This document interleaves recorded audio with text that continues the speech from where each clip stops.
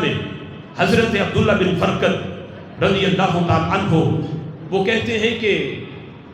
میری 4 بیویاں تھیں، تو کہتے ہیں ہر بیوی بڑی اعلیٰ سے اعلیٰ خوشبو لگاتی، لیکن حضرت عبداللہ بن فرقد کہتے ہیں کہ ہر لمحہ انہیں مجھ سے یہ شکایت ہوتی کہ ہم اتنی مہنگی خوشبو لگاتی ہیں، لیکن اس کے باوجود اے عبداللہ جو خوشبو تیرے بدن سے آتی ہے آج تک ہم نے تمہیں خوشبو استعمال کرتے ہوئے بھی نہیں دیکھا، اور ہمارے بدن سے خوشبو تب آتی ہے جب ہم استعمال کریں،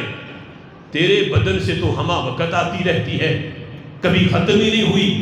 کبھی ایسا بھی نہیں ہوا کہ کم ہو یا زیادہ ہو، کہ خوشبو ابھی لگائی ہو تو زیادہ آئے، وقت گزر جائے تو کم ہوتی جائے، تو جب بھی ہمارے پاس آتا ہے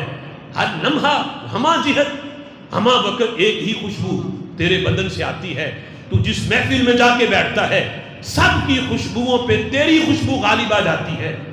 سبب کیا ہے؟ آج تک ہم تمہاری بیوی ہونے کے باوجود ہم نے تمہیں کبھی خوشبو لگاتے نہیں دیکھا،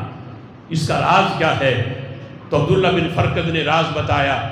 کہنے لگے آج تک کوئی خوشبو استعمال ہی نہیں کی، اس لیے کہ حاجت ہی نہیں پڑی۔ کہتے محبوب کی ظاہری حیات کا زمانہ تھا، میرے پورے بدن پہ بیماری تھی، پھنسیاں نکل آئیں۔ کہتے میں حضور کی بارگاہ میں آیا تو حضور نے فرمایا کہ اپنی قمیض اتارو۔ کہتے میں ستر چھپا کے قمیض اتار کے سامنے بیٹھا، محبوب نے جہاں جہاں بیماری تھی اپنا لعاب دہن میرے بدن پہ لگا دیا۔ کہتے جہاں لعاب دہن لگتا گیا میری بیماری بھی دور ہوتی گئی، اور اس دن سے لے کے آج تک میرے بدن میں یہ خوشبو بھی پیدا ہو گئی۔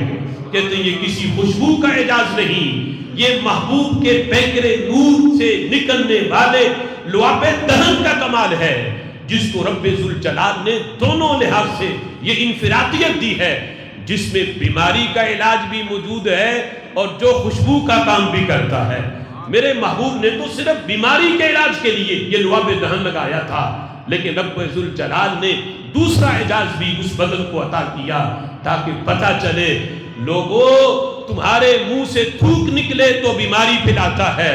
میرے محبوب کے مقدس معطر دہن مبارک سے نکلنے والا لعاب بھی باعث شفا بھی ہے اور خوشبو بھی اس سے محسوس ہوتی ہے۔